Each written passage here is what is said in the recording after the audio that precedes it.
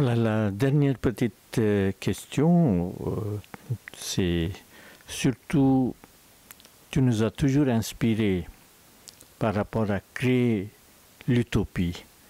Moi, comme je suis dans l'Ayurveda et le yoga, comme cela m'intéresse la santé de l'être humain, mais comme dans l'Ayurveda on nous dit que la santé de la terre est très importante parce que s'il n'y a pas cette santé de la terre, l'homme ne peut pas être dans une bonne santé.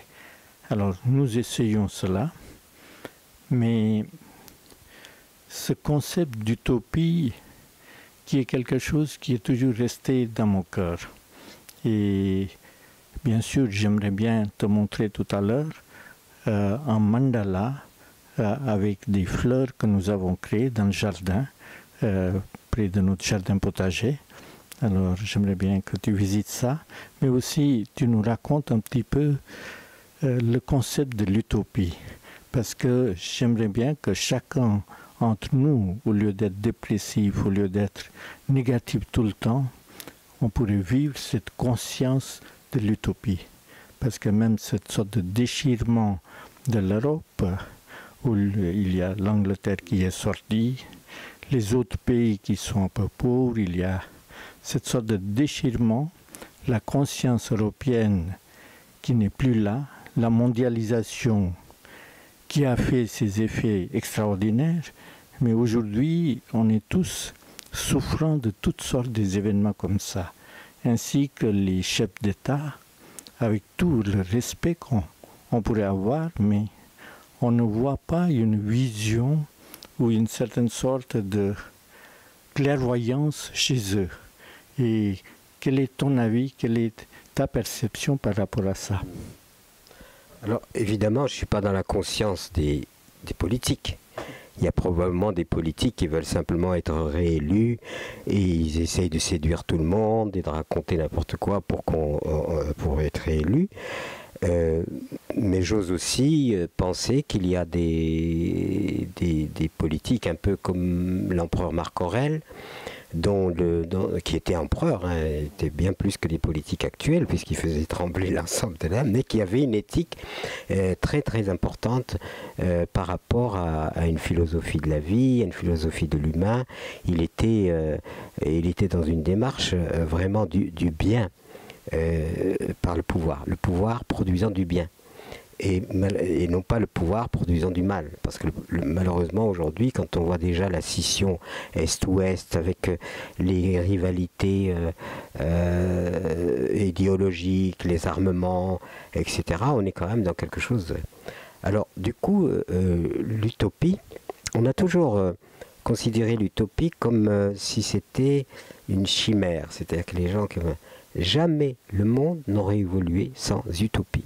Et qu'est-ce que c'est qu'un utopiste? Un utopiste qui perçoit les choses autrement.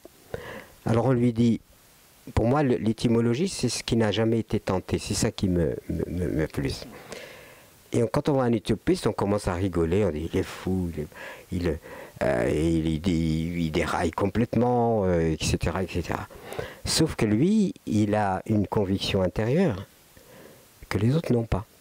Et cette conviction intérieure, il va essayer de l'appliquer. Alors on va se moquer de lui, on va dire il est complètement à côté de la plaque, etc., etc. Et on s'aperçoit qu'il a eu quoi l'utopiste, le vrai utopiste? Il a eu une intuition forte, très très forte intuition. Alors on dit mais ça tient pas debout ce qu'il fait, etc. Mais même dans le monde scientifique, il y a eu des utopistes qu'on a considérés comme des cinglés. Et ensuite on s'aperçoit qu'ils avaient raison. Voilà. Et nous, sans utopie, je pense que si on est simplement dans la conformité, c'est-à-dire qu'on ne transgresse jamais rien, on est conforme, la société ne peut pas avancer. C'est les cinglés qui jalonnent l'histoire qui font évoluer les choses. Alors, pour le meilleur ou le pire. Maintenant, il faut savoir si cette utopie est inspirée par le bien, par une conscience éveillée, par l'amour, ou si elle peut être aussi inspirée par, on pourrait dire que presque Hitler était utopiste. Il est parti sur un système absolument incroyable, mais quand on prend l'utopie hitlérienne, de la domination du monde, c'est beaucoup de violence. Mais c'est dû à quoi? C'est dû au fait que pendant la guerre de 14, chacun peut se donner son explication, moi je dis la guerre de 14, massacre des paysans entre eux, humiliation des Allemands.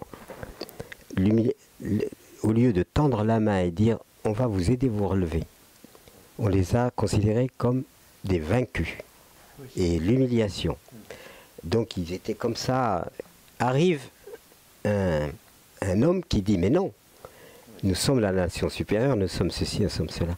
Et en plus il démontre objectivement qu'il avait un système pour relever l'économie allemande. Et il l'a fait. Alors on lui a fait confiance, jusqu'au jour où il a dit, ben voilà, alors voilà un genre d'utopie, si vous voulez, qui est négative. Maintenant, il y a des utopies heureusement positives, de gens qui ils ont l'intuition de quelque chose, ils ne peuvent pas nous l'expliquer, mais ils disent c'est une intuition. Et ce que ça me rappelle, du point de vue utopie, c'est Christophe Colomb. Bon, Christophe Colomb décide qu'il va aller traverser l'océan pour aller parce qu'il y a des terres de l'autre côté. Voilà. Alors là, il y a la navigation, et puis on voit rien. On voit rien. Alors tout l'équipage dit mais tu es fou, il faut rebrousser chemin. On est foutu si tu. Il est temps de rebrousser chemin et il maintient le cap. Et on y arrive aux Amériques. Voilà. Et du coup, l'utopiste, le vrai utopiste, il faut qu'il ait une obstination, parce que sinon, le jugement des autres risque de le discréditer. Et s'il le discrédite, donc, il ne peut plus appliquer son utopie. Et un monde sans utopie ne peut pas vivre. Heureusement pour nous, nous avons ces intuitions qui arrivent et qui nous permettent de... vous n'êtes pas d'accord, mais enfin moi je pense que c'est réel et l'utopie est indispensable à l'évolution de l'humanité. Merci beaucoup Pierre. Merci d'être venu ici à Topovanes. Merci pour ces merveilleuses paroles qui ne sont pas simplement des paroles, mais c'est tout un ressenti, toute une philosophie digérée, et aussi c'est une sorte de lumière pour l'humanité, pour avancer. Je te remercie infiniment pour ces belles choses. Merci. Merci.